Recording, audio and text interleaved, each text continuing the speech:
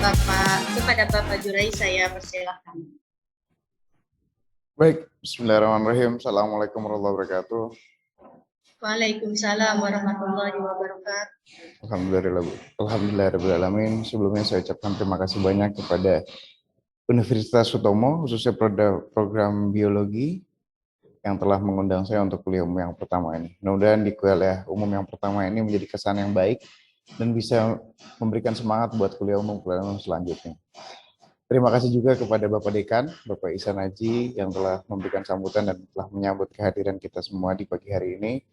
Dan tak lupa juga saya ada salam hormat kepada senior-senior saya juga yang ada di Universitas Sutomo. Ada Bapak Gema Ikrar, ada Ibu Husnul Amalia, beliau juga senior-senior saya, mentor-mentor saya juga waktu zaman kuliah di Unpad dahulu. Baik Bapak Ibu sekalian, insya Allah di pagi hari ini saya akan berbagi sedikit tentang apa yang udah pernah saya kerjakan, khususnya di bidang dugong dan lamun.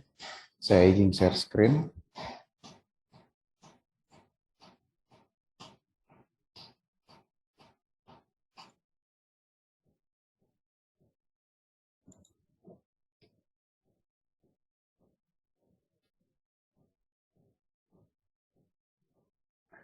Apa terlihat Bapak Ibu sekalian? Terlihat, Pak. Oke, baik. Ya, jadi di pagi hari ini saya akan bercerita atau berbagi sedikit tentang duyung dan lamun. Perkenalkan, nama saya Jurej, saya di Yayasan Lamun Indonesia. Yayasan Lamun Indonesia ini sebenarnya udah berdiri cukup lama. Ada beberapa peneliti-peneliti dari LIPI dulu yang memulainya, terus kita lanjutkan sampai dengan saat ini. Jadi kita bergerak di khususnya bidang lamun, yang fokus pada lamun, karena lamun ini cukup jarang diketahui oleh banyak masyarakat dan juga diteliti oleh mahasiswa. Nah, Banten ini salah satunya punya lamun. Kemudian habis ini ada yang penelitian lamun ya Pak Ihsan Haji ya. Ya, amin Pak. Ada. Nah, kalau dugongnya memang agak sulit di daerah Banten ya, tapi kita pernah menemukannya di daerah ujung kulon. Kita mulai. Sebelum mulai ke presentasinya, ada 4 gambar. Yang pertama ini, yang kedua ini, yang ketiga ini, yang keempat ini. Dari keempat gambar tersebut, mana yang dugong? Mungkin ada yang bisa jawab? Yang keempat mungkin, Pak, ya. Yang keempat, ada lagi? Ya, itu juga bisa. Itu putri duyung, Pak. Oh, putra mungkin ya, karena laki-laki. Putra duyung ya. Yang ini bukan dugong? Yang itu kayaknya masih kecil ya, anaknya gitu mungkin. Masih kecil anaknya. Oke. Kita jawab sekarang. Jadi, dugong itu merupakan kelompok dari Ordo Sirenia, atau dari keluarganya itu dia dari mamalia, dan dia masuk di Ordo Sirenia. Nah, ada kedua jenis hewan yang di atas ini. Ini yang pertama dugong, dan gambar yang keempat tadi itu manate. Itu saudaranya dia. Ini ada di Indonesia, dan yang kanan manate ini tidak ada di Indonesia. Keluarga dari Ordo Sirenia ini ada 4. Ada dari Plurastomidae, Prostosirenidae, Dugongidae, dan Trichecidae. Nah, kedua Plurastomidae dan Prostosirenidae ini telah punah. Jadi sudah tidak bisa kita ketemukan lagi di alamnya ataupun aktivitasnya mereka. Ini sudah punah dan menjadikan leluhurnya dari kedua famili ini. Nah, yang tersisa sekarang dari famili Dugongidae dan Trichicidae. Dugongidae hanya memiliki satu spesies, yaitu dugong dugon. Sedangkan Trichicidae ini kelompok manate. Dia ada 4 sampai 5. Nah, Sirenia, kenapa Ordo Sirenia ini atau dugong ini masuk dalam kelompok mamalia? Karena dugong merupakan hewan yang memiliki kelenjar memai sebagai salah satu ciri hewan dalam kelompok kelas mamalia. Nah, yang kedua, dia adalah mamalia herbivore. Jadi, 99% yang dia makan hanya lamun. 1%-nya itu yang bawaan terbawa saja. Jadi tidak ada ceritanya dugong makan daging. Dia full makan lamun. Seperti halnya sapi, dia makan produsen utamanya yaitu rumput. Nah, dugong juga sama, dia makan lamun. Lamon adalah rumput yang hidup di laut, tapi berbeda dengan seaweed. Nanti saya akan jelaskan. Dugong hidupnya di laut, tidak hidup di muara atau dia hidup di sungai, tidak. Terkadang diketemukan di muara, terkadang ketika yang memiliki salinitas cukup tinggi juga. Tetapi kalau muara yang sudah banyak termasuk oleh air tawar, dugong udah jarang hidup di sana. Sedangkan manatee, dia hidupnya di muara dan sungai. Jadi dia memang kelompok hewan yang keluarganya dari Tricicidae ini terkenalnya hidupnya di muara atau sungai. Makanya lebih seringnya kelihatan di Amazon, di daerah-daerah Amerika banyak. Hewan-hewan tersebut sudah masuk dalam aturan CITES, dia Appendix 1 dari aturan IUCN-nya, dan termasuk dalam hewan vulnerable. Dan dugong ini hari ini sudah masuk dalam vulnerable to existing. Masuk dalam Undang-Undang PP nomor 7 tahun 99 dalam kategori hewan yang dilindungi. Ini merupakan perbedaan dugong dan manatee. Dugong itu memiliki moncong yang menjorok ke bawah. Dia memiliki moncong menjorok ke bawah, sedangkan manatee dia membulat. Ini banyak yang sering salah untuk melihat identifikasinya, padahal sangat-sangat mudah kalau kita memperhatikan betul dari ujung moncongnya. Lalu, bagian tubuh dugong itu lebih ramping dibandingkan dengan manatee. Karena dia hidup di laut, dia adalah seorang perenang. Perenang-perenang itu biasanya memiliki tubuh lebih atletis dibandingkan yang di muara dan sungai, yang cenderung arusnya tidak terlalu deras. Nah, keduanya memiliki kulit yang kasar. Tetapi yang di manatee itu sangat lebih kasar lagi. Karena dia banyak hidup di muara dan sungai, bagian punggungnya itu banyak di daerah permukaan. Akhirnya banyak zooplankton yang hidup di sana, atau fitoplankton hidup di sana, akhirnya dia mulai banyak yang hidup berasosiasi di tubuhnya. Akhirnya dia lebih sering, makanya lebih kasar banget. Lalu, yang paling gampang membedakan dugong manatee itu di bagian ekor. Dugong itu memiliki ekor seperti halnya lumba-lumba dan paus. Dia bercagak. Sedangkan manatee, dia rounded atau dia membundar. Ini yang sangat paling gampang dibedakan setelah moncong. Dan lebih seringnya kita kalau membedakan itu dugong atau manatee, paling gampang lihatnya di cagak. Tapi di Indonesia itu sangat susah. Karena di Indonesia tidak ada manatee. Makanya dia sering tertukar dengan kelompok pesut. Seperti hal yang beredar kemarin di beberapa media sosial, ada finless porpoise yang terdampar atau pesut yang terdampar. Itu banyak yang nge-DM ke saya bahwa ini ada dugong terdampar. Padahal jelas, ada bagian muka sudah beda, tapi bagian ekor sama, dan yang lebih menarik, dugong itu tidak punya sirip dorsal, kayak di lumba-lumba. Makanya dia sering tertukar dengan pesut. Kadang pesut ada sirip dorsalnya kecil, jadi seperti halnya hampir tidak terlihat. Ini yang membedakan dugong dan manatee dan kelompok mamalia lainnya. Beratnya dugong itu bisa sampai dengan 250-300 kilo, sedangkan manatee bisa sampai 500 kilo. Panjangnya bisa sampai 2,7 meter dan manatee bisa 3 meter. Tapi faktanya, ini kan rata-rata. Faktanya saya pernah menemukan dugong yang panjangnya sampai dengan 3 meter. Jadi benar-benar besar sekali dan beratnya dia mungkin di atas 400 kilo waktu itu. Sedikit saya mau cerita tentang evolusinya, dan ini yang menjadikan banyak cerita bahwa dugong itu kerabatnya dekat dengan siapa. Secara evolusi, dugong itu memiliki kerabatan dekat dengan gajah. Kelompok gajah itu dia ada koni ini yang tikus-tikusan, lalu ada mastodon ini, dia memiliki moncong ke bawah juga. Ini udah nggak ada hewannya. Nah, gajah juga sama, dia memiliki moncong ke bawah. Nah, manatee juga, dugong juga sama. Dugong itu memiliki moncong ke bawah juga. Kelompok manatee, dugong itu memiliki moncong ke bawah. Maka kerabat dia dekatnya dengan gajah. Berbeda dengan lumba-lumba, dia berkerabat dekat dengan kuda Nil. Secara evolusinya. Kenapa dia bisa berkerabat dekat dengan gajah? Apakah dia hewan darat dulunya? Pada pertengahan tahun, Middle Eocene tahun 50-an, itu dugong tuh atau kelompok Sirenidae itu ketemu pertama di sini. Nah, ini yang saya tadi bilang, Prostosidae ini hewannya. Dia hewan berkaki 4 dengan memiliki 5 jari dan bagian tangan yang ada selaput sedikit.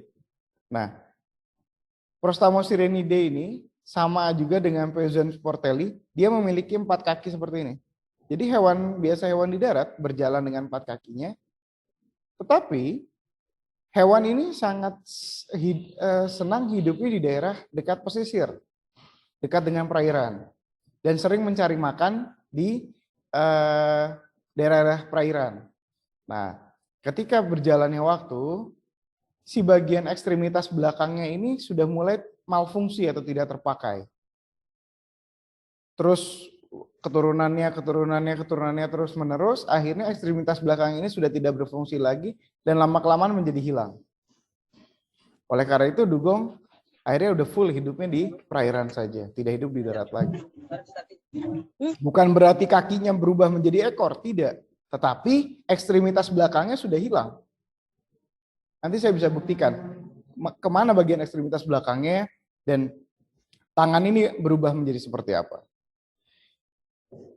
Ini adalah leluhurnya dugong di kelompok Dugongidae. Namanya Hydrodamalis gigas. Dia mempunyai panjang sampai 1,8 kali orang dewasa. Panjangnya bisa sampai 9 meter. Ini udah punah karena diburu, sangat keras pemburuannya, dimakan dagingnya, tulangnya dijadikan pipa, dijadikan alat-alat untuk yang unik-unik kayak gitu. Ini udah hilang. Nah, di tahun 2015 ketika saya penelitian di Bintan, saya dikasih tahu nelayan ada dugong yang terdampar lalu dikubur oleh nelayan. Akhirnya saya mengontak tim dari teman-teman dari IPB, terus kita coba gali rangka dugongnya buat kita membuktikan seperti apa bagian tubuh dugong bagian dalamnya. Lalu kita rangkai ulang. Setelah kita rangkai ulang, dan emang jelas ekstremitas bagian belakang itu tidak ada. Dan ekor bukan menggantikan bagian belakang, bukan menggantikan ekstremitas bagian belakang. Jadi ekor hanyalah ekor saja. Dan sini adalah pangkal ekor ya, ujungnya. Ekor yang besar yang bercagak itu hanya berisi tulang lunak aja. Bukan tulang sejati yang jadi kalau misalnya dikubur dia bakal hancur. Sedangkan bagian tangannya dia memiliki 5 jari. 1, 2, 3, 4, 5. Seperti halnya manusia, dia punya 5 jari.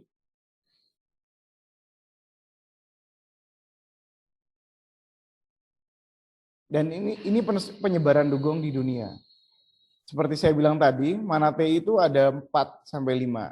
5 itu ada subspesies of the West Indian Manatee. Jadi yang 4 yang spesiesnya itu. Dugong itu hanya ada di Australia, di Indonesia, di Timur Tengah, itu dugong hanya ada di sini. Di Filipina, di Jepang, Thailand, itu ada.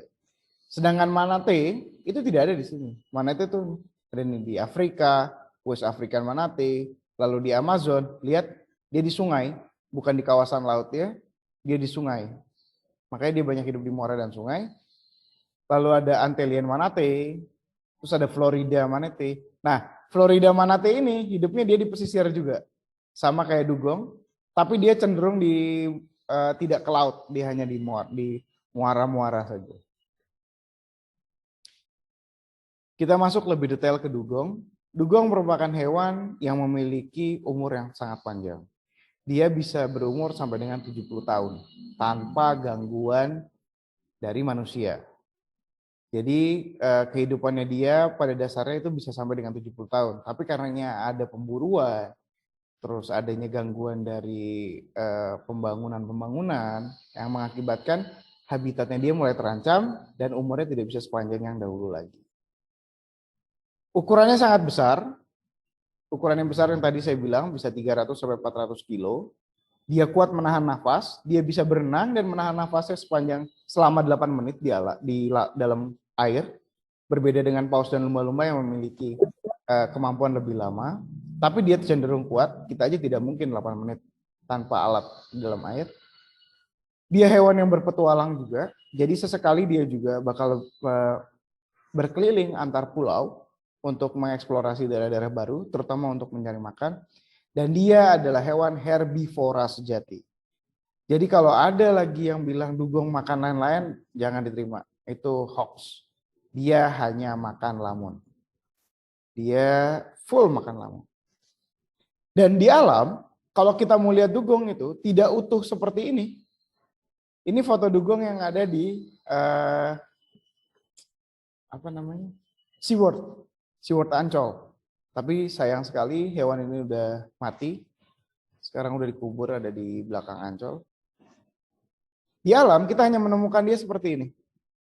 Hanya naik moncongnya aja, ngambil nafas, dan dia masuk lagi. Ini videonya. Coba diperhatikan.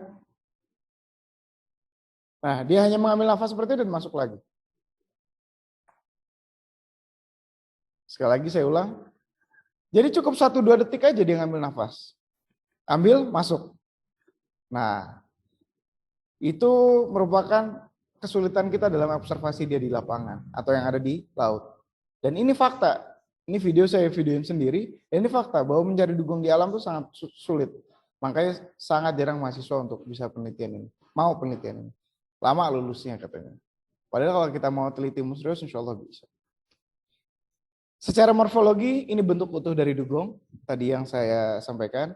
Ini yang saya foto waktu itu di Alor. Kita bareng-bareng sama teman-teman dari WWF. Kita coba foto dugongnya full dari drone. Alhamdulillah kita dapat. Ini bagian mulutnya. Ini bagian mulutnya. Kalau Bapak Ibu sekalian lihat dan teman-teman sekalian lihat, di bagian mulutnya ini dia moncongnya benar-benar ke bawah. Jadi dia tidak bisa mengambil makan di atas gitu, nggak bisa. Dia ngambil makan tuh di bawah. Gimana dia makannya? Nanti saya jelasin. Ini bagian moncongnya. Ini bagian hidungnya. Ketika mengambil nafas ke atas, hidungnya, 2 katup hidungnya akan terbuka. Mengambil nafas, langsung masuk lagi dan tertutup rapat. Seperti ini. Hampir tidak ada dugong yang tersedat. Kemasukan air gitu. Terus sampai dia bersin. Itu hampir enggak. Jadi memang kuasanya Allah, dia tuh memiliki katup yang cepat dan sangat rapat sekali. Ini bagian matanya. Ini bagian matanya yang suka berlinang air mata, yang bisa dibilang bisa menghasilkan mutiara kalau di film-film ya. Nah, ini air matanya ini juga banyak dijadikan apa ya istilahnya, kepercayaan masyarakat setempat bahwa air matanya itu bisa dipergunakan untuk jadi pengasih atau jadi. Saya ada satu cerita dikit. Jadi air matanya ini pernah dijadikan untuk campuran, terus ditaruh di bagian matanya sini sama orang itu, terus dia melihat perempuan. Jadi seorang laki-laki pakai air mata duyung itu, terus dia ngelihat perempuan. Nah, ketika dia melihat perempuan itu katanya langsung tertarik sama dia. Nah, ini dari air matanya. Tapi itu setelah kita coba analisis di lab, air matanya bentuk air aja, tidak ada macam-macam. Dan tidak ada unsur-unsur mistisnya juga. Itu hanya kepercayaan adat saja. Terus air matanya bisa menghasilkan mutiara, itu cuma di film juga. Nggak bisa air matanya, nggak bisa menghasilkan mutiara. Lalu ini ada bagian bristle atau bulu sikat. Ini bagiannya sini nih. Ini bulu sikat. Nah, bulu sikat ini dipergunakan oleh dugong untuk mencari makanan. Jadi bayangkan, dia bisa tahu makanan kesukaannya dia yang mana. Dia memiliki makanan kesukaan itu, jadi ada 13 jenis lamon di Indonesia, ada 14. Nah, 7 itu makanan favoritnya. Dan dia ketika makan, sama kayak kita. Dia bisa mencari makanan itu ngelihat, wah mana nih yang enak, mana yang favorit saya. Kalau kita kan pakai mata. Nah, kalau dia matanya tidak melihat secara jelas sekali, tetapi dia merasakan dengan bristolnya, dia cari, oh ini makanannya saya. Nanti langsung dia makan. Lalu ini bagian telinganya, sebelah kanan. Telinganya ini tidak bercupil. Jadi tidak seperti halnya kita bercupil seperti ini punya daun telinga, tidak. Dia hanya bagian titik gini aja. Karena dia semua hidup di air, jadi ini waterproof semua. Jadi memang didesain tidak akan masuk air dan aman ketika di dalam air. Jadi telinganya juga bukan kemasukan air gitu. Mungkin kalau para penyelam, kita punya teknik pumping buat ngeluarin air. Mungkin dia ada dalam fungsi fisiologis ya. Jadi si air itu tidak akan masuk ke dalam telinga. Nah ini perbedaan tangan dugong sama tangan manusia. Ini yang sering dijadikan kisah bahwa dugong itu dianggap mistis, jelmaan manusia karena bagian tangannya salah satunya mirip dengan manusia. Memang betul, ketika kita gali di tahun 2015, dia memiliki 5 jari. Dan manusia juga sama, punya 5 jari. Dengan tungkai juga yang sama. Dugong juga sama, ini siripnya dugong. Hanya yang membedakan siripnya dia, karena dia hidup di laut, hidup di air, dia ditutup oleh selaput. Karena fungsinya dia untuk berenang. Untuk mengarahkan bagian ekornya itu yang buat sebagai ayuhannya. Sama kayak seperti kita menyelam, bagian kaki belakang itu buat ngayuhnya, buat speednya. Dan yang buat ngatur kanan kirinya beloknya itu pakai siripnya. Nah siripnya berselaput. Karena kalau kita siripnya, kalau dugong tetap 5 jari seperti ini, itu akan sulit dia mengaturnya. Karena dia hidup full di air. Ini yang sering dijadikan kisah bahwa wah ketika ada dugong terdampar dibuka sama nelayan, dibuka bagian tangannya. Wah ini jelmaan manusia. Makin yakin bahwa dugong itu jelmaan manusia. Bagaimana cara membedakan dugong jantan dan betina?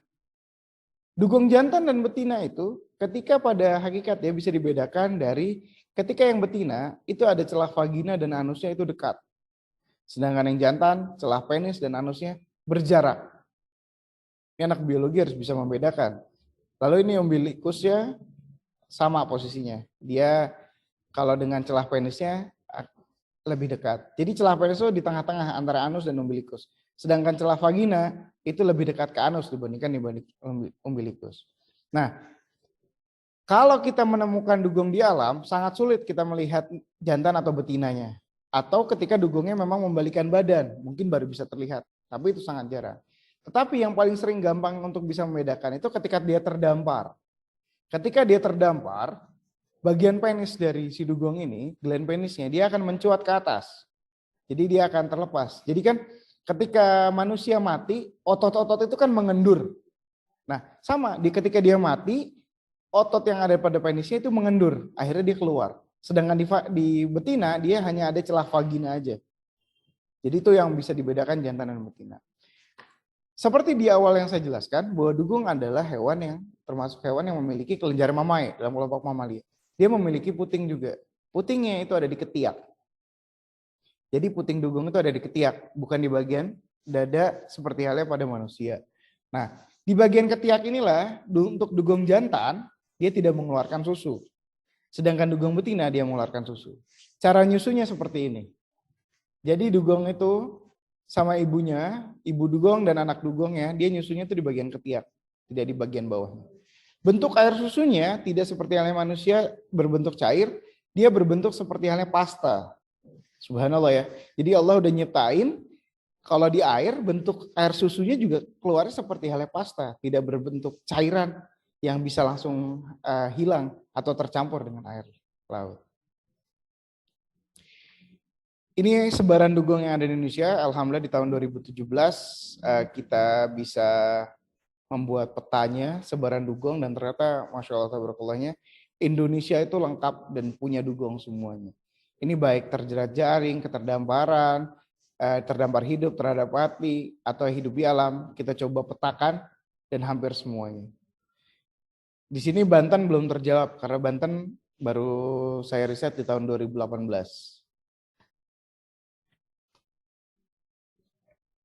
Habitat dugong. Nah, dugong itu dia hidup di 3 kawasan. Pertama, ekosistem padang lamun. Yang kedua di daerah terumbu karang. Yang ketiga di padang lamunnya sendiri. Kalau ekosistem padang lamunnya itu di tempat yang luas ya gitu, dia berinteraksi. Terus terumbu karang dan yang paling penting itu padang lamun. Karena lamun ini adalah makanan utamanya dia. Dia 99% yang dia makan hanya lamun aja, dia tidak makan yang lain. Kenapa saya bilang dia herbivore sejati dan dia hanya makan lamun aja? Jadi penelitian Hudson tahun 2004, dia pakai satelit tracking, dia mencoba memetakan bahwa dalam waktu 24 jam, kita anggap 100%, dugong itu menghabiskan waktunya 41% untuk makan. 32% untuk traveling, jalan-jalan. Lalu sisanya sekitar 20%-an lebihnya dipergunakannya untuk resting, istirahat, sosialisasi, rolling, dan surfacing. Jadi bayangkan Bapak Ibu sekalian, dia hidup itu 41%, udah hampir setengah hidupnya dipakai untuk makan. Karena hewan itu memang hidup utama tuh makan dan jalan-jalan. Jika ada manusia yang pengen hidupnya makan dan jalan-jalan, lebih baik dia menjadi dugong. Karena dia cukup waktunya habis dengan makan dan jalan-jalan. Dan dia istirahat hanya 7%. Tidak terlalu lama dia untuk istirahat. Pola yang dibuat oleh Hudson itu, jadi seperti ini. Dugong itu kan tadi saya bilang dia mengambil nafas di permukaan. Kenapa dia mengambil nafas di permukaan? Dia harus mengambil oksigen yang lepas. Tidak bisa oksigen yang terlarut dalam air. Berbeda dengan ikan. Ikan memiliki insang yang bisa menyerap oksigen terlarut dalam air untuk dia robah masuk ke dalam tubuh dan beredar di darahnya. Sedangkan dugong tidak bisa. Dugong harus mengambil oksigen lepas yang ada di udara, dia hirup, dia masukkan dalam peredaran darahnya yang dia manfaatkan untuk dia bisa menahan nafas di dalam air. Jadi tetap dia harus mengambil ke atas atau ke permukaan untuk mengambil nafas. Makanya dalam polanya dia, ketika dia sedang berenang udah di bawah, dia akan naik ke atas, mengambil nafas, lalu dia masuk lagi, makan, dia naik lagi, ngambil nafas, turun lagi, makan, jalan-jalan. Jalan-jalan, ngambil nafas, turun lagi, makan. Kenapa jalan-jalan lebih lama dibandingkan makan? Waktunya dia bisa menahan nafas. Karena ketika dia makan, dia membutuhkan tenaga lebih ekstra. Ketika tenaga lebih ekstra, dia membutuhkan oksigen untuk dia bergeraknya. Makanya ketika makan, dia akan lebih dikit dan cepat naik ke atas. Sedangkan traveling, dia bisa mengatur polanya, jadi bisa lebih perlahan. Nah, ketika dia perlahan, akan lebih lama ketika dia traveling. Enak ya, jadi hidupnya dugong, cukup makan, jalan-jalan, terus nanti dia ketemu sama penyu, ketemu sama lumba-lumba, bersosialisasi, berputar-putar. Ini dugong ketika makan. Moncongnya dia di bawah sekali. Nah, cara makannya dia yaitu dengan cara grazing. Grazing itu dia congkel seluruh tubuh lamun, dari mulai bagian daun sampai dengan akar, sampai tidak tersisa. Akhirnya memberikan bekas seperti ini. Ini jejak makan yang tersisa oleh ketika dugong setelah makan. Namanya feeding trail. Ini yang dipergunakan para peneliti untuk mengidentifikasi apakah kawasan ekosistem lamun tersebut terdapat dugong atau tidak. Karena mencarinya sangat sulit di alam, jadi salah satu tandanya ini yang kita pergunakan. Seperti halnya dalam kelompok kucing-kucingan, mereka memberikan tanda dengan cakar pada dahan pohon ataupun jejak pada substrat tanah. Nah, sedangkan dugong dia tidak ada jari yang tidak bisa memberikan bekas, tapi dia bisa memberikan bekas jejak makan di sini. Cara makan yang kedua yaitu cropping. Yang tadi yang pertama grazing, yang kedua cropping. Cropping ini cara makan yang dilakukan oleh dugong ketika daerah tersebut penuh ancaman. Tetapi dia harus tetap makan, karena 41% dari hidupnya makan. Ketika dia makan dengan cara cropping ini, dia hanya menggigit lamun, terus langsung dia pergi. Jadi hanya gigit, pergi. Tidak setenang ini dengan cara grazing. Dan ini beberapa yang tadi saya sebutkan, bahwa dugong juga selain makan, dia rolling, menggarukkan punggungnya, lalu istirahat di kolom perairan, mengambil nafas di permukaan. Ini yang saya bilang ngambil nafas di permukaan, hanya 1-2 detik saja. Lalu memperlihatkan punggung ketika dia akan menyelam, istirahat di dasar perairan. Jadi kalau dia capek istirahat di kolom perairan, dia juga bisa istirahat di dasar perairan.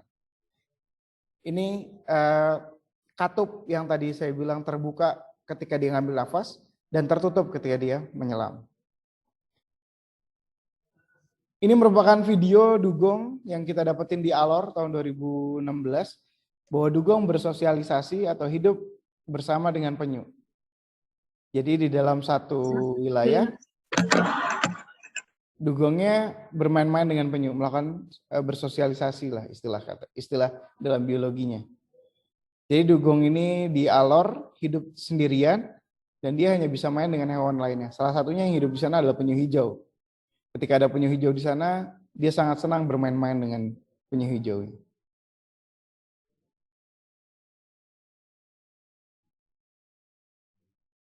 Sesekali dugong itu juga bisa bercanda dengan penyunya. Jadi seperti ini, lihat. Ntar lagi.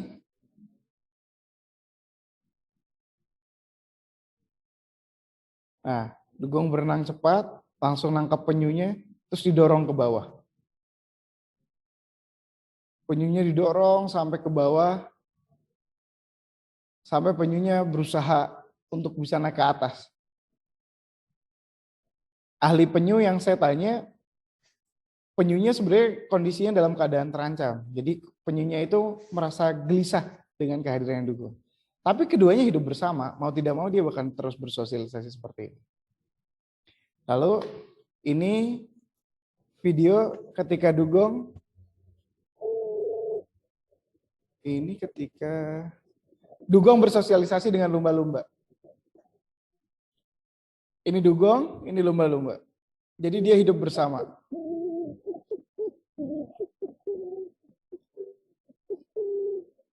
Terdengar suaranya, itu suara dari lumba-lumba.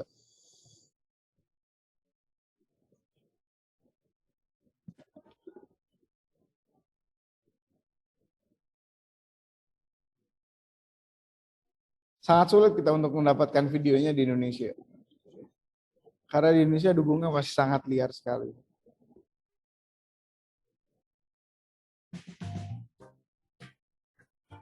Lalu ini video ketika dugong sedang makan.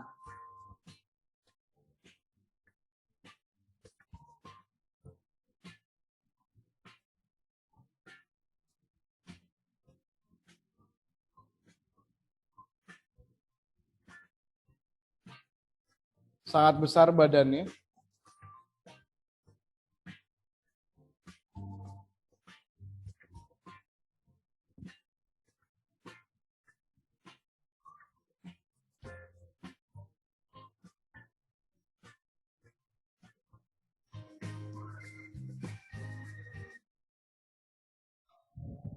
Maaf, sebentar.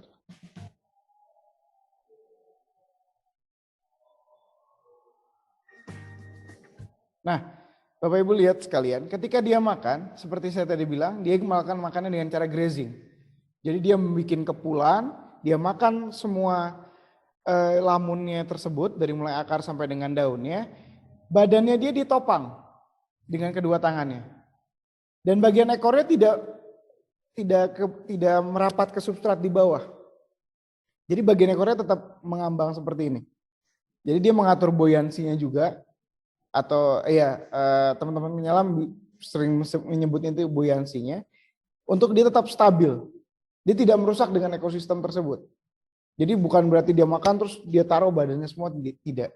Lihat, dia topang kedua tubuhnya dengan siripnya, ekornya terangkat, dan dia makan.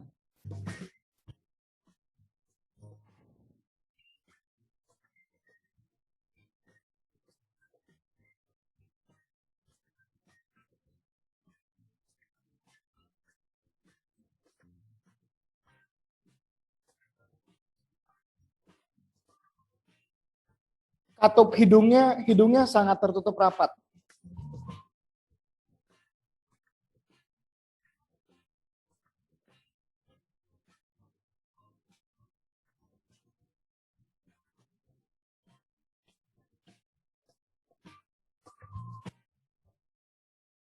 Oke, itu tadi tentang aktivitas hariannya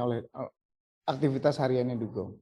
Nah, tahun 1995 Hans de Jong pernah penelitian di Saparua, Ambon. Nah, alhamdulillah kemarin saya berkesempatan juga untuk melakukan penelitiannya. Jadi kita punya data ini dan kita coba data ulang lagi kemarin tahun 2023. 2022 dan sampai dengan 2023. Nah, Hans de Jong itu melihat bahwa dugong itu bisa bergerak dari satu titik ke titik lainnya, dia akan kembali lagi. Jadi ketika dia mulai di 14 November di sini, dia berputar dan dia akan bisa kembali lagi ke sini. Jadi dugong itu merupakan petualang, tapi dia akan kembali lagi ke daerah yang dia nyaman. Terutama daerah yang memiliki makanannya yang sesuai dengan dia. Dia akan pergi atau berpindah karena adanya ancaman. Dia akan pindah dan dia akan berusaha mencari tempat yang lainnya lagi. Tetapi cenderung lokal. Jadi kalau misalnya dugong yang ada di daerah Banten, dia cenderung lokal daerah Banten aja. Kecuali Banten itu penuh ancaman, pilihannya dia mati atau dia pindah ke tempat lain. Itu aja. Dan pola perpindahannya dia itu, ini sangat menarik. Ini bagian daratan, ini bagian pesisir, ini daerah terumbu karang. Nah, dugong itu kalau berpindah dari satu titik ke titik lainnya, dia bukan daerah pesisir sini dia hajar. Dia tidak lewat di pesisir sini.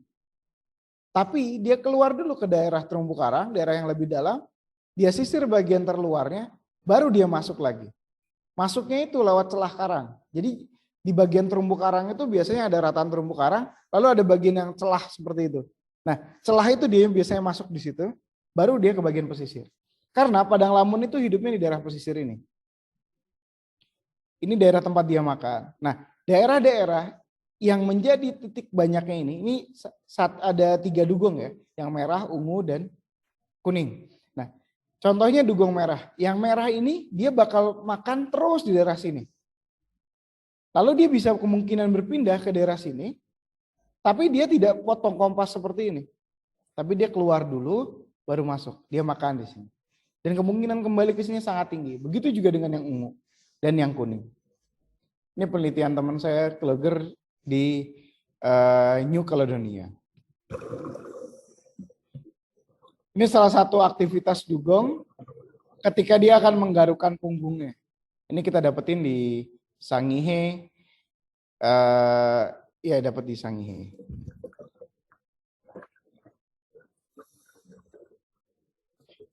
Butuh waktu 7 hari buat saya bisa dapetin video ini. Berhabituasi dengan kehadirannya dia.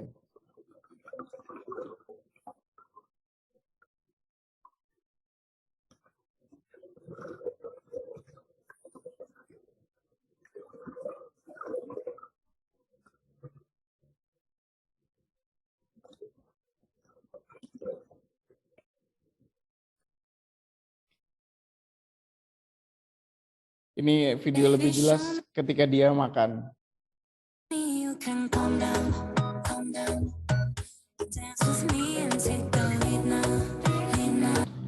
Oh, ini apa namanya, ada peneliti dugong yang bilang bahwa dugong itu bisa dan bisa apa? Bisa joget juga katanya. Dancing juga.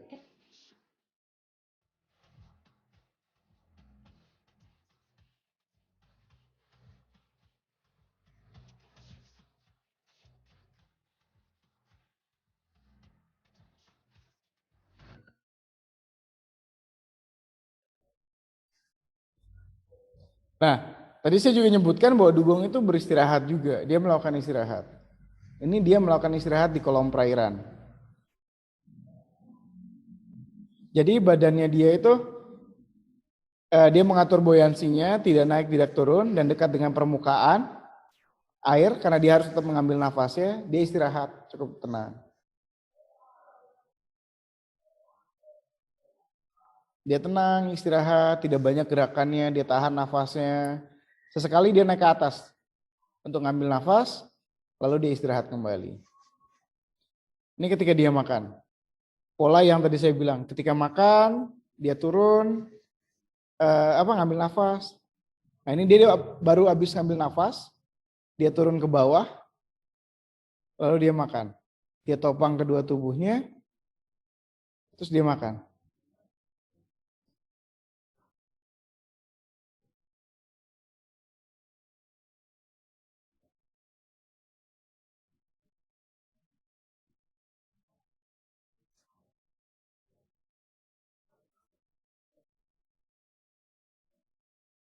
Nah, setelah makan, dia naik lagi ke atas untuk ngambil nafas.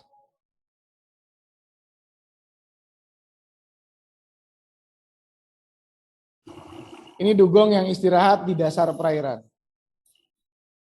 Jadi badannya tuh benar-benar ditaruh di dasar perairan. Gerakan dia itu ke kanan ke kirinya itu karena ada gelombang atau alunan dari air laut. Jadi badannya tuh dilemesin banget. ngikutin pola dari air lautnya. Istirahat pun dia masih ketika istirahat pun dia masih istirahat di kawasan Padang Lamun. Karena dia tetap harus makan. Dan ini tidak akan jauh dari daerah permukaan air, karena dia harus tetap mengambil nafas di permukaan air. Ini salah satu yang istirahat di dasar perairan juga. Matanya dia tutup. Ini bagian telinganya. Nah, ini Bristol yang tadi saya bilang. Bulu sikatnya yang buat mengidentifikasi jenis makanan dia.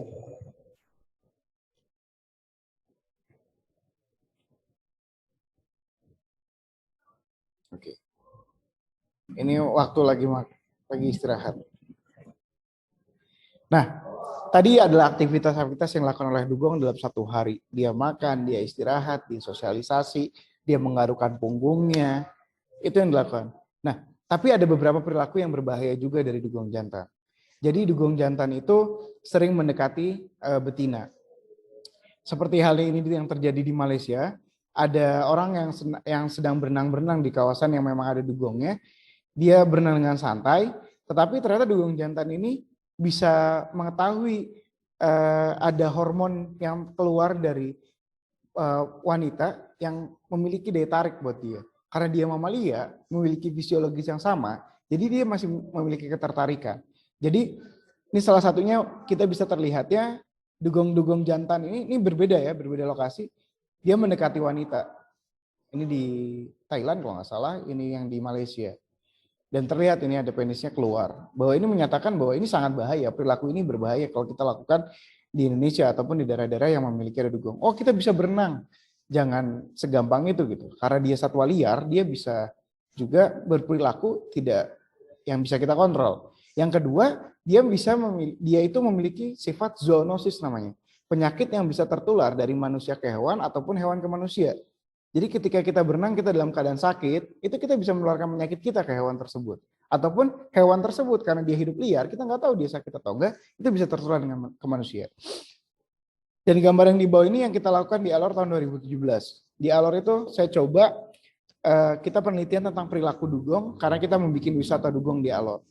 Kita pengen tahu apa aja yang dilakukan oleh dugong. Ketika saya dapat tentang teori ini, saya coba buktikan apakah dugong tersebut membahayakan nggak ke manusia. Kita coba dan ternyata memang berbahaya. Ketika saya turun di kapal, saya turun di cadiknya kapal itu, dugongnya datang, nyamperin, dan dia tekuk bagian, dia ambil bagian, dia berenang, lalu dia meluk saya menggunakan siripnya. Ketika dia peluk, langsung ekornya itu dia tekuk, dan dia menarik saya ke bawah. Dia punya kemampuan untuk menahan nafas, sedangkan saya tidak menggunakan alat. Ini adalah perilaku yang berbahaya juga, yang bisa kita waspadai ketika kita ingin berwisata ataupun kita melihat dugong dari dekat. Lalu seperti halnya mamalia lainnya, dugong juga punya cara reproduksi. Dia bisa melakukan perilaku kawin. Nah, dari gambar ini tervisualisasi bahwa satu dugong betina direbutkan oleh beberapa jantan. Sampai ada 4 jantan yang merebutkan satu dugong betina. Dan yang pemenangnya lah yang akan mengawini dugong tersebut. Perilaku kawin dari dugong ini, jadi mereka membentuk pola dalam melakukannya. Adul Yanukosol tahun 2007 mencoba, dia riset dan coba diilustrasikan. Jadi begini, dugong betina itu akan selalu dekati dugong jantan. Ada bisa 1-4 ekor yang ngedekatin. Nah, ketika dari keempat ekor tersebut udah mulai ada yang cocok, nah salah satu yang jantan yang udah mulai cocok ini akan terus bermain-main dengan dugong betina. Mulai dia sundul-sundul bagian perutnya dari dugong betina tersebut. Lalu dia mulai menari-nari, berputar-putar, semakin akrab. Ya ini udah mulai PDKT-nya udah makin dekat, terus dia mulai berputar-putar di air. Makanya riak-riak air itu akan semakin besar biasanya. Lalu akan melakukan kopulasi, dugong jantan dan betina. Setelah melakukan kopulasi, lalu dugong betinanya pura-pura pergi, nanti dugong jantannya datengin lagi. Lalu bisa melakukan kopulasi kembali. Lalu mereka berdua kayak kita nggak tahu bahasa mereka seperti apa, tapi mereka kayak terus masih bermain-main setelah berkopulasi itu. Lalu dugong betina lalu dugong jantan akan pergi dan pergi selamanya. Lalu dugong betina akan hamil di situ. Dia akan hamil 12 sampai 14 bulan. Setelah itu dia akan melahirkan 1 ekor anak. Anak tersebut akan disusui 14 sampai 18 bulan. Jadi ASI eksklusifnya itu 14 sampai 18 bulan. Kalau kita ada ASI eksklusif 6 bulan, dia ASI eksklusifnya itu 14 sampai 18 bulan. Lalu disapih sampai dengan umur 7 tahun. Ini yang membuat bahwa dugong tersebut bahwa dugong itu reproduksinya lambat. Jadi dalam waktu 9 sampai 10 tahun dia baru punya 1 generasi. Ini yang membuat dia semakin langka yang ada di alam. Karena dia harus nyusuin harus hamil 12 sampai 14 bulan, lalu menyusui 14 sampai 18 bulan, dan anak tersebut harus disapih sampai dengan 7 tahun. Setelah itu baru jika anaknya jantan, ada penelitian yang menyebutkan di umur 9 dia akan kawin lagi dan akan berpola seperti itu lagi. Dan dugong betina, kalau anak dugong betina baru bisa dikawinin lagi di umur 10 atau 11 tahun. Seperti itu. Jadi polanya sangat lama sekali. Ini video yang pernah kita dapetin, salah satu perilaku dugong ketika direbutin oleh 3 jantan. Jadi ada 1 dugong betina sedang diperebutkan oleh 3 dugong jantan. Ini kita dapetin di Toli-Toli dulu, tahun 2017. Ini ada 1 dugong betina nih, lagi direbutin sama 4 dugong jantan.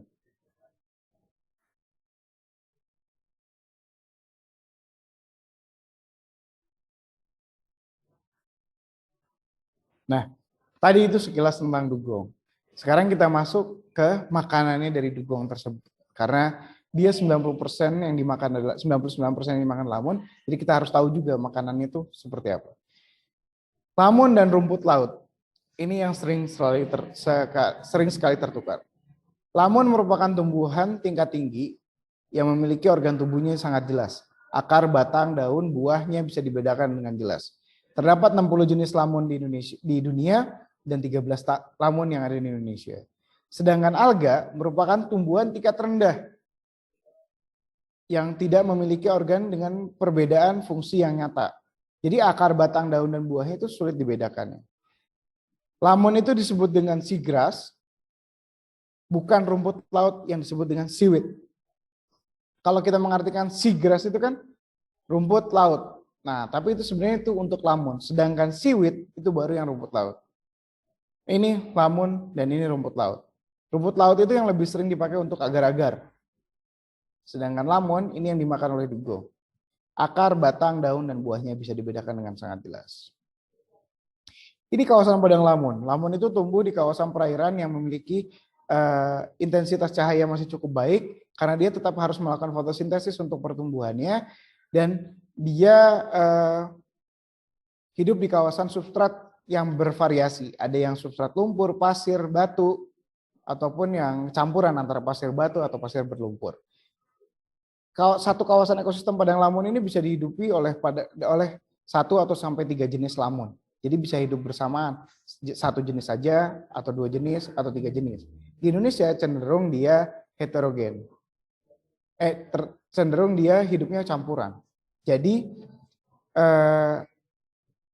dalam satu padang lamun bisa ketemukan 3-4 jenis. Nah, ini salah satu jejak makan yang ditemukan. Jadi tadi video dugong yang mau kawin tadi itu di bawahnya tuh kawasannya seperti ini. Kita sebut ini restorannya dia. Jadi daerah kawasan padang lamun yang lamunnya sangat disukai dia dan dia makan banyak sekali jejak-jejaknya. Ini jejak makannya yang dia bikin di kawasan padang lamun. Jadi dia benar-benar makan lamun tuh sampai habis bersih. Sampai tidak tersisa. Nah, lamun itu hidupnya seperti halnya tumbuhan darat, dia hidup ke atas seperti ini, tetapi ketika ada yang tunas baru, dia akan hidup ke samping. Jadi ke samping. Jadi ketika jejak makan ini dimakan oleh dugong, nah si lamun-lamun yang sebelah kanan kirinya ini akan ke stimulus dan untuk hidup lagi. Jadi apa perannya dalam sebuah ekosistem? Perannya adalah membantu pertumbuhan lamun tersebut. Dan fungsi lamun ini di alam, dia adalah selain untuk produsen utama, sebagai produsen primer untuk menyediakan makanan untuk dugong, ikan-ikan lainnya, dia juga sebagai tempat hidup. Jadi ketika ikan-ikan sebelum besar, dia akan hidup di kawasan padang lamun ini. Lamun ini ada yang lamun yang tinggi juga. Nah, itu tempat nursery ground-nya buat ikan-ikan kecil sebelum ke laut. Jadi ketika lamunnya subur, itu akan semakin subur juga ikannya. Dan nelayan tidak perlu jauh-jauh ke tengah laut untuk mencari ikan. Dan kita sebagai manusia bisa memanfaatkannya juga, makan ikannya akan lebih sehat dan lebih segar ikannya tersebut. Dan karena cost dari nelayannya juga tidak terlalu tinggi, jadi ikannya akan lebih murah. Nah, jadi fungsinya itu. Dan ketika makan, kan dia ketika makan dengan cara grazing, kan di sini banyak yang hancur ya. Biji-bijinya juga banyak yang mulai terurai, ada yang terlepas seperti itu. Nah, itu membantu penyebarannya dengan dibawa oleh air laut, lalu dia menempel pada substrat, nanti lamunnya tumbuh lagi, itu akan memperluas padang lamun. Jadi fungsinya tuh berputar. Pertama, lamun sebagai fungsinya dia sebagai produsen, dimakan oleh ikan, dimanfaatkan ikan untuk hidup. Setelah itu, siapa yang menjaganya? Yaitu salah satunya dugong. Ketika dugong makan seperti halnya bulldozer, jadi tanahnya teraduk, terus nutriennya teraduk. Kayak misalnya orang nyangkul. Nyangkul itu kan salah satunya buat menggemburkan, dan itu membuat nutriennya itu teraduk kembali. Nah, itu salah satunya dugong gitu caranya. Ketika makan dia grazing, dia nutriennya teraduk lagi. Jadi tanahnya akan lebih subur untuk hidupnya lamun-lamun tersebut. Habis itu makin subur lamunnya, nelayan yang nyari ikannya tidak terlalu jauh, dan kita yang memanfaatkannya akan lebih mudah. Beberapa kejadian dugong terdampar, ini yang menjadikan salah satu bahayanya dan yang sering terjadi. Jadi dugong itu masih dimanfaatkan oleh manusia untuk dimakan juga, Bapak Ibu sekalian. Kenapa? Karena katanya dagingnya enak. Nah, padahal reproduksinya lambat, fungsi di ekosistemnya sangat tinggi, ini yang membuat dugong harusnya tidak diburu dan tidak dimakan oleh manusia. Dan yang bahayanya yaitu penyakit yang akan bisa tertular dari manusia ke hewan maupun hewan ke manusia. Lalu juga salah satu kasus yang sering terjadi juga masuk dalam jaring, masuk dalam perangkap ikan, akhirnya dugong tersebut tidak bisa keluar, akhirnya dia mati. Lalu juga sering terkena oleh kapal. Jadi dugongnya terkena kapal, akhirnya dia badannya hancur dan juga mati. Ini ada video bagaimana salah satu evakuasi dugong ketika terkena oleh propeller kapal. At the airport, a very unusual passenger arrives on a late-night flight. Badan itu hancur-hancur, kena kapal, propeller kapal, He was found separated from his mum. baling-baling kapal. This little guy is facing an uphill battle. He's stressed and he needs round-the-clock feeding and attention. Ini dievakuasi untuk disehatkan kembali dan kembalikan lagi ke alam. Badannya sangat hancur. He probably got those wounds from the tusks of other males. Sudah, dia ngerasa pedih dan nih air matanya keluar. Dibilangnya dugongnya menangis. Padahal itu salah satu perlindungan tubuhnya dia. A check over reveals more wounds and a fresh umbilicus point. Finally, he's back in the water for his first feed. It's a massive shock to his system to be without his mum and out of the ocean. But Seaworld dugong carer Wendy Blanchard is patient.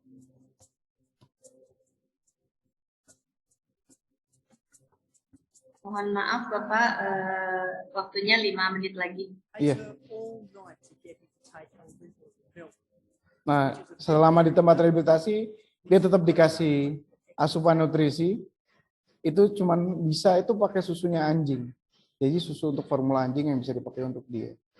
Dan ini sangat sulit untuk rehabilitasinya dia, dan untuk kembali ke dia lagi ke alam itu sangat sulit peluangnya untuk hidup kembali. And some antibiotics. Beberapa penyakit yang ada pada dugong juga, dia ada penyakit dari parasit, cacing, dan juga ada protozoa yang sering ditemukan di saluran pernafasan atau saluran pencernaannya. Beberapa sedikit metode yang bisa dilakukan untuk penelitian dugong itu.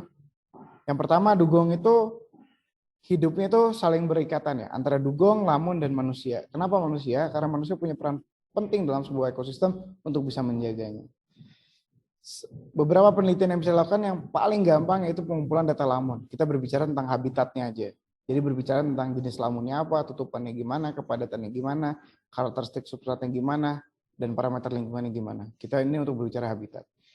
Lalu pencarian jejak makan. Ini yang lebih yang kedua yang bisa dilakukan.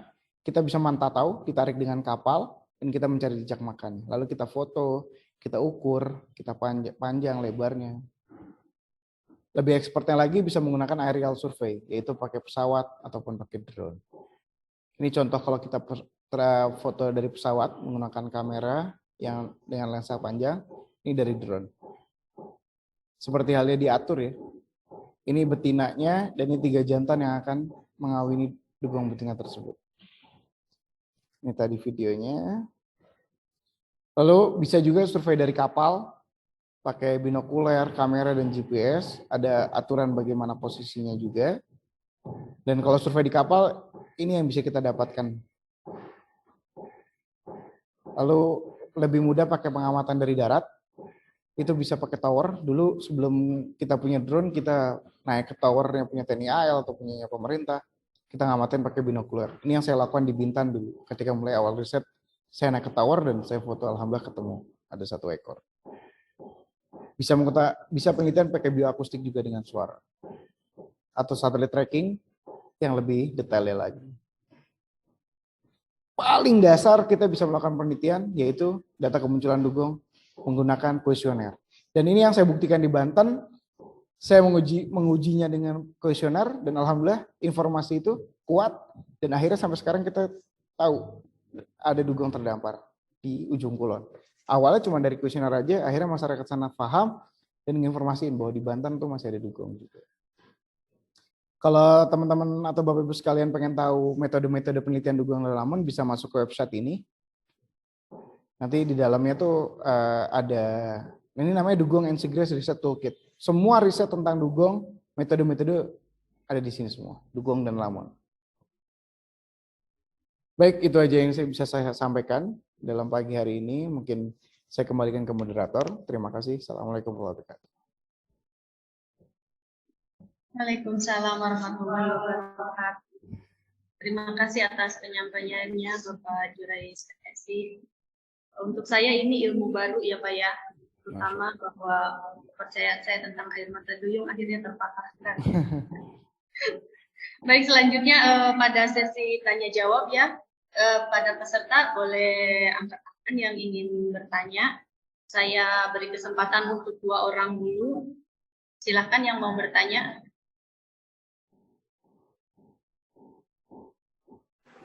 Ini Bu Lia di chat juga ada yang nanya dari Pak Ari. Oh iya, mohon maaf saya tidak lihat chat. Sebentar. Oh iya, ini ada dari Pak Agus. Assalamualaikum, waalaikumsalam. Perkenalkan saya Ari Permana, mohon izin bertanya dari video saat dugong dressing. Terlihat ada ikan yang mengikuti atau menempel di sekitar badannya. Kira-kira interaksi apa yang terjadi antara ikan dengan dugong itu? Apakah dugong mendapat manfaat dari interaksi itu? Terima kasih. Mungkin bisa langsung dijawab, Pak. Baik. Jadi terima kasih Pak Ari atas pertanyaannya. Jadi di video tersebut memang terlihat ada ikan. Nah, ikannya itu ada 2 jenis. Yang pertama ada ikan remora. Nah, ikan remora itu punya fungsi dia makanin kulit-kulit mati yang ada pada tubuh dugong. Jadi di situ ada simbiosis juga. Jadi dugongnya mendapat manfaat dengan kehadiran ikan tersebut, memakan kulit-kulit matinya, dan ikan tersebut mendapat makanan dengan adanya kulit-kulit mati yang ada pada dugong tersebut. Lalu ada ikan yang kedua tuh yang biasanya di bagian depan warnanya kuning sama hitam, itu sama, dia makanin juga kulit-kulit itu juga. Jadi masih memiliki interaksi atau memiliki simbiosis mutualisme di antara keduanya. Seperti itu.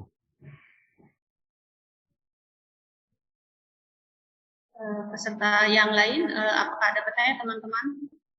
Teman-teman dari prodi biologi, silakan bertanya.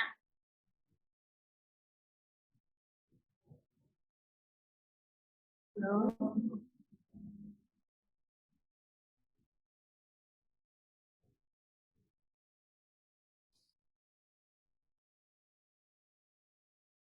bingung Saya mungkin. mengingatkan kepada peserta ya untuk presensi, jangan lupa karena presensi untuk sertifikat ya.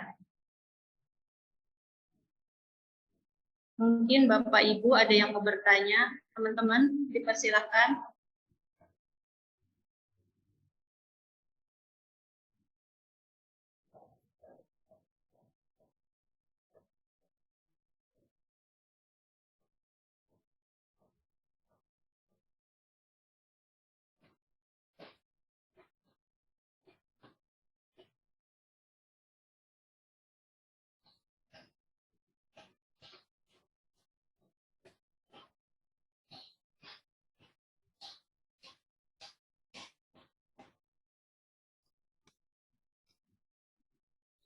Ini Bu Lia, di chat juga ada yang bertanya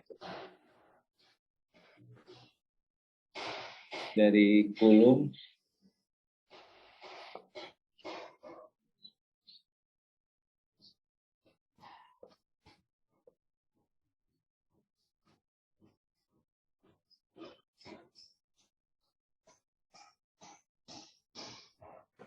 Oh, kalau mau riset tentang Ini dugong, apakah ya, bisa? kalau mau riset tentang dugong, apakah bisa menghubungi Pak Jurais? Sangat bisa. Welcome saya kalau misalnya mau komunikasi penelitian tentang dugong. Apakah Kebetulan nomor handphonenya bisa di-share katanya Pak? Ada yang bertanya juga. bisa nanya ke Pak Gema. Oh begitu. Ibu juga punya kan nomornya? Bisa nggak masalah. Apa namanya? Saya sangat terbuka untuk diskusi karena penelitian hewan ini sangat jarang sekali dan saya harap teman-teman yang di Universitas Tomo khususnya dia posisi di Banten ya di daerah ujung kulon itu masih ada dan kita belum bisa ngungkap semuanya. Saya bisa ngasih dasar daerah-daerah mana aja yang kemungkinan besar ada dugongnya. Kita bisa lakukan buat penelitian lebih dalam lagi untuk mengujinya. Dan karena yang menarik itu, kalau Bapak Ibu sekalian tahu di SeaWorld Ancol, dulu kan ada dugong. Nah dugongnya itu makannya itu dari ngambil makannya itu di daerah Banten, Cilegon dulu. Jadi dia itu harus makan lamun 20 kilo berat basah satu hari. Jadi dugong itu harus makan 20 kilo lamun setiap harinya. Dan itu ada daerah Banten.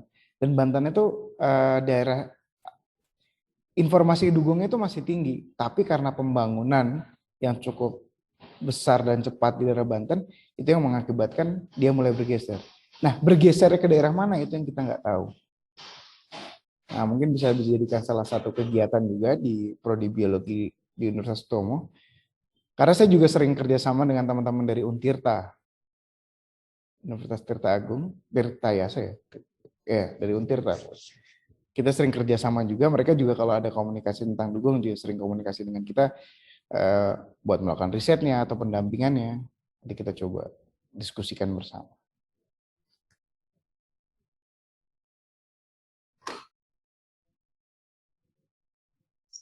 Oke.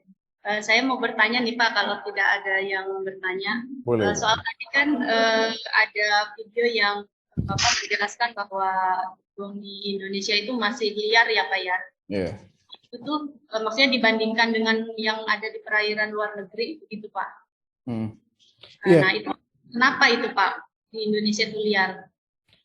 Jadi gini, dugong itu memiliki sifat pemalu. Jadi dia untuk ketemu sama manusia atau berinteraksi itu pertama tuh sangat sulit sekali dan sangat pemalu.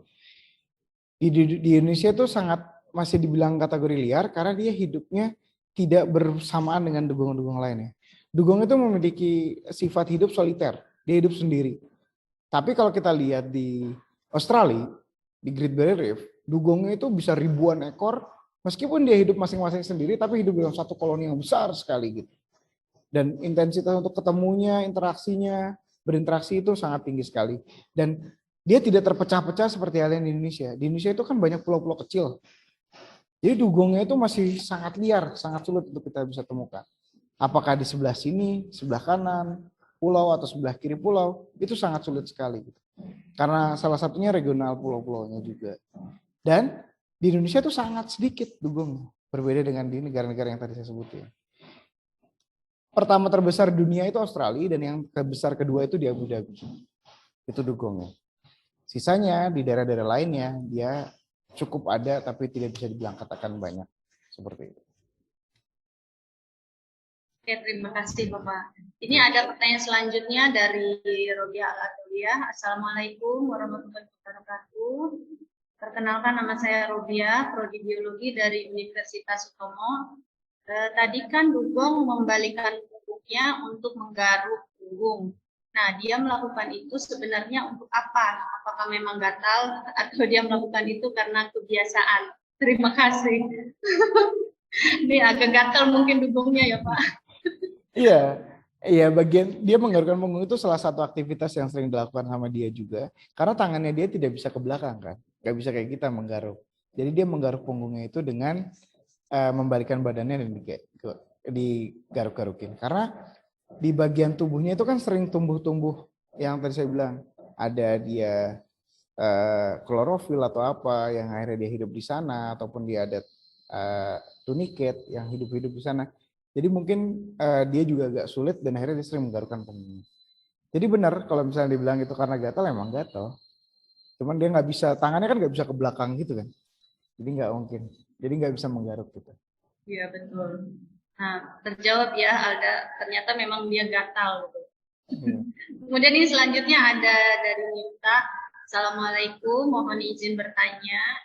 Kalau mau berkunjung ke sekretariat Yayasan Lamun Indonesia bagaimana? Apakah harus ada surat izin?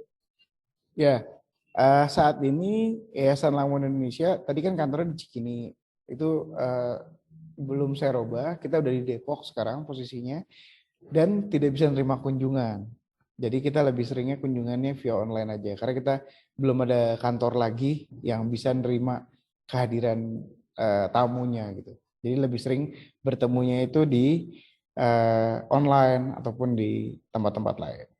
Jadi kalau mau diskusi atau ada yang ingin ditanyakan terkait tentang lamunnya juga, nggak perlu harus dugongnya juga, mungkin tertarik dengan lamunnya juga, itu bisa diskusi aja. Kontak, kita bikin fokus group discussion gitu, misalnya kita mau diskusi tentang lamun, kita bikin aja kelas hari apa, kita ngobrol, diskusi, ada yang ingin ditanya-tanya, nggak perlu harus khusus gitu, nggak ada masalah.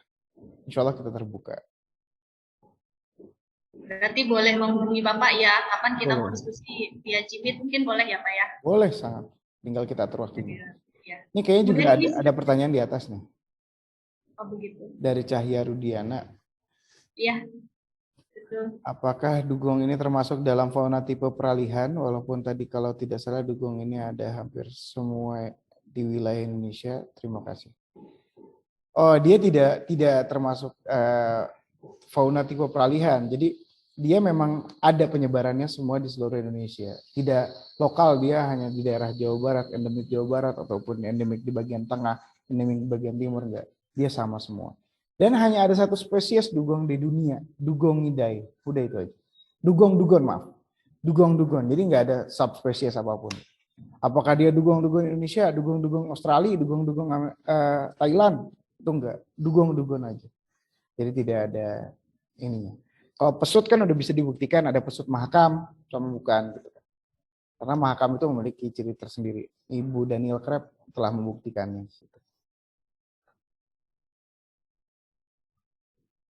Kemudian selanjutnya ini ada dari Uja ya. Assalamualaikum, saya Uja, mohon izin bertanya. Tadi pada waktu dievakuasi kenapa harus menggunakan susu anjing? Punten ya Pak. Oke. Ya, siap. Itu tadi kenapa pakai susu anjing? Jadi salah satu formula yang pas untuk dugong ketika masih bayi itu pakai formula susu anjing. Karena tubuhnya dia masih belum bisa menerima jenis-jenis yang lain untuk bisa masuk dalam tubuhnya. Seperti halnya bayi kan ada susu formulanya. Nah susu formulanya itu yang paling pas, yang bisa diterima oleh dugong, yang toleran terhadap tubuhnya yaitu susu anjing. Karena formulanya aja sih. Tidak ada yang maksud lain-lain. Oh, berarti kalau yang lainnya nggak bisa gitu, apa gimana? Enggak, kita pernah coba pakai beberapa susu lain, itu akhirnya menghasilkan gas. Akhirnya kembung, dugongnya mati. Dan Oh. bayi dugong itu sangat sulit penanganannya, sangat-sangat sulit. Kita punya 3 kasus bayi dugong terdampar di Indonesia yang diserang oleh cookie cutter shark. Jadi cookie cutter shark itu dia hiu kayak lamprey gitu. Jadi dia kalau gigit kayak nyedot gitu. Nah, 3 kasus terdampar bayi dugong itu kita coba selamatkan dan ketiganya mati semua. Ada yang kita pertama berpikir bahwa dugong itu makan lamun, jadi bayi dugong juga harus langsung dikasih lamun. Kita jus lamunnya, kita kasih ke dia, nggak bisa, gas juga. Jadi memang ada formulanya. Dan alhamdulillah beberapa riset membuktikan akhirnya kita pakai susu formula anjing itu udah paling pas. Seperti itu. Oke, ini masih ada pertanyaan selanjutnya. Assalamualaikum, nama saya Uki Wahyudin dari Prodi Biologi. Mohon izin bertanya. Jadi dulu pada tahun 2017 saya pernah menemukan hewan seperti dugong di kawasan laut Tanjung Lesung, Pandeglang, Banten di daerah Tower Cliff dekat dengan Pulau Limukan. Tapi itu belum jelas Pak, apa itu dugong atau mamalia lain. Pertanyaannya, apa ada mamalia yang mirip dengan dugong dari morfologinya? Ya, kayaknya saya pernah dapat informasi ini juga. Jadi memang karena dugong itu kan bentuknya tidak lebih ke arah lumba-lumba, kadang lebih ke arah anjing laut, lebih ke arah mamalia lainnya, mamalia laut lainnya. Jadi kadang orang tuh masih sangat sulit sekali membedakan. Tapi mungkin saja kalau itu dugong, karena kalau anjing laut kita nggak ada, di Indonesia kita nggak punya. Mungkin juga itu dugong, tapi saya nggak bisa membuktikan itu kalau dugong atau bukan, karena saya nggak lihat fotonya gitu ya. Kalau ada fotonya boleh dikirim, barangkali saya bisa bantu identifikasi. Ya, jadi harus kelihatan dulu ya Pak ya. Iya. Ini selanjutnya ada satu lagi dari Lilis Amalia. Assalamualaikum, izin bertanya Pak. Saya Lilis Amalia dari Prodi Biologi Universitas Utomo. Setelah dijelaskan tentang dugong, ada sedikit keraguan yang ingin ditanyakan. Apakah dugong dengan ikan duyung itu sama? Minta penjelasannya Pak. Terima kasih. Iya, betul. Dugong dan ikan duyung itu sama nggak ya? Jadi gini, dugong dan ikan duyung. Dugong itu nama spesies ya. Dugong dugon itu nama spesies. Di tahun 2018 kita bersepakat bahwa di Indonesia itu namanya duyung. Jadi hewannya itu sama, cuman penyebutan Indonesia itu duyung. Tapi maaf ketika saya sering menyebutkan itu dugong atau duyung, karena saya riset di awal tuh masih dugong dan pemerintah Indonesia bersepakat bahwa kita menyebutnya itu duyung. Dan dimasukkan dalam kategorinya kenapa tulisannya ikan, karena dia masuk dalam PP nomor 7 tahun 99, itu kategorinya masih ikan. Segala bentuk hewan yang ada di laut adalah ikan. Kalau nggak salah bentuk undang-undangnya seperti itu. Atau saya kurang ingat lah. Jadi disebutnya masih ikan duyung, ikan paus, ikan lumba-lumba. Padahal tiga-tiganya ini bukan ikan. Kategorinya bukan Pisces, tapi dia mamalia. Nah, seperti itu. Tapi di Indonesia, jadi Ibu nggak usah ada keraguan lagi bahwa dugong dan duyung adalah hewan yang sama. Berbeda jadi ya Pak ya? Sama. Oh sama. Duyung sama. Kalau yang di film itu bagaimana itu Pak? Nah, kalau masih penasaran. Kalau yang di film itu kan itu ceritanya Putri Duyung. Oh gitu. Duyung. Nah itu salah. Salah ya. Ini saya cerita sedikit sebagai penutup. Ya. Jadi cerita kisah Putri Duyung di Indonesia itu kenapa dikisahkan sebagai Putri Duyung? Satu yang saya tarik garis kesimpulan dari seluruh daerah yang alhamdulillah saya riset tentang dugong ini. Jadi mereka tuh memiliki kepercayaan bahwa di zaman dahulunya itu ada seorang pasangan suami istri, pria dan wanita, pasangan muda hidup di pesisir laut. Nah, si pria ini harus pergi merantau untuk mencari nafkah. Dan si istri ini ditinggal dalam keadaan hamil. Istri ini sangat senang sekali makan buah lamun. Itu ada buah namanya buah enhalus dari lamun. Nah, si istri sering mencari lamun itu di daerah pesisir. Dia makan buah lamun itu terus di daerah pesisir itu. Akhirnya dia mulai berubah. Dia merubah menjelma jadi memilih, akhirnya bagian ekornya tuh jadi kayak sirip gitu. Ya bagian kakinya tuh jadi kayak sirip, jadi kayak ekor gitu, ekor ikan kayak gitu. Terus si suami ini ketika kembali, istrinya nggak ada. Istrinya nggak ada. Terus si suami ini bilang, mana istri saya? Pas dia lihat ke belakang, si istrinya ini diem di atas kayu. Bagian ekornya ke bawah sudah jadi ekor, tidak kaki lagi, tapi bagian ke atas masih manusia. Nah, terus lama-kelamaan berubah si istri ini menjadi duyung, jadi dugong. Terus melahirkan bayinya jantan. Dirawat sampai besar, terus si anak bayinya ini ngawinin ibunya. Akhirnya beranak pinak lah dari situ. Itulah kisah yang bisa ditarik. Jadi terus yang kedua, si ibu ini sering banget diemnya di batu. Kisahnya tuh Putri Duyung tuh seringnya di batu. Dan dugong itu sampai sekarang kalau kita lihat dia lah, dia sering taruh badannya di batu ketika istirahat. Ini permukaan air, dia taruh badannya gini. Jadi ketika dia harus selalu terbenam dalam air ya, karena dia untuk menjaga homeostatis dalam tubuhnya itu harus terbenam di air terus. Jadi ketika dia butuh nafas, tinggal ngambil doang, terus masuk lagi. Nah, masyarakat semakin yakin bahwa dugong itu jelmaan putri, gitu. Putri yang dulu dikisahkan. Bahwa ini dia Putri Duyung. Gitu. Nah, beranak pinak seperti itu. Jadi kalau kita lihat Putri Duyung itu mitos karena pada hewan. Tapi sekarang muncul lagi nih, keluar hadis yang menyebutkan bahwa Putri Duyung itu benar tercatat. Nah, saya udah klarifikasi dan itu juga tidak benar. Jadi ya kita tidak perlu mempercayai itu, yang kita yakini bahwa dia hewan yang ada di alam dan dia hampir punah. Kita sebagai seorang akademisi, kita harus bisa mencoba melindunginya dia. Seperti itu. Terima kasih. Yang penasaran ya tentang Putri Duyung sudah terjawab ya. Mohon maaf kepada teman-teman ini karena sesi tanya jawab sudah habis. Jadi kita akhirkan di sini. Kepada teman-teman yang belum bisa ada kesempatan untuk bertanya, saya mohon maaf. Kemudian jangan lupa juga untuk presensi, mengingatkan kembali untuk presensi. Kita masuk pada acara selanjutnya, yaitu pemberian sertifikat kepada pemateri kita hari ini yang akan secara simbolik diberikan oleh Bapak Fakulti kita, Bapak Ihsan Gatot Aji Prasetyo MSI.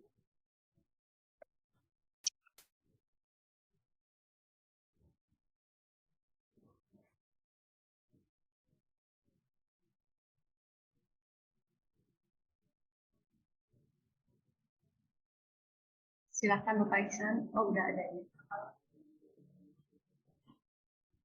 Ya, saya sangat ucapkan terima kasih kepada Pak Juraij. Sama-sama, Pak. Ya. Mudah-mudahan ini awal yang baik untuk kita ke depannya berkesinambungan ya Pak ya. Amin, insyaallah. Amin, amin ya Allah.